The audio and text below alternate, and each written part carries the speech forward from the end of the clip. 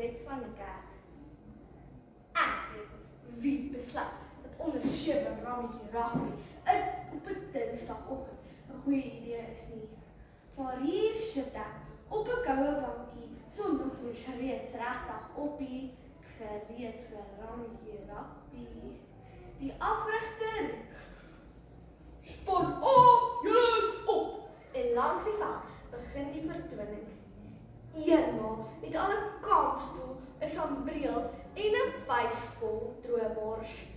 Kyk langs die veld, dis skop uit. Ek weet nie of dink sy dis die Kylbeker, maar haar kind lyk soos iemand wat net 'n stokkie soek.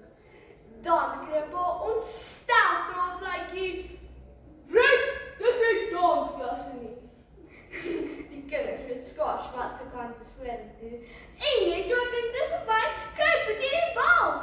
Hy hardloop, hy spoed, hy fokus.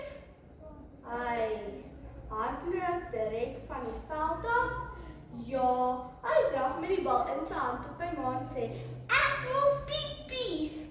Ek wil lag, maar ek skrik 'n bietjie trots. Dis dalk nie 'n 3 nie, maar 'n taksiese uittrede op pad kar toe. Het 'n zoetjie en vertel my opgewonde hoe lekker dit was. Agter ons hoor ek nog 'n ma frustrasies uitsnaak. Daai skeieregter moet 'n bril kry. Ons het mos duidelik gewen. Ek kyk na Boetie met 'n edderlet in sy hand en sy rugbysteewels verkeerd om aangetrek.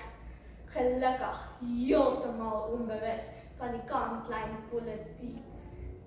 Ek glimlag, dis gaals, dis liefde, dis rugby en ek drink volgende keer popcorn.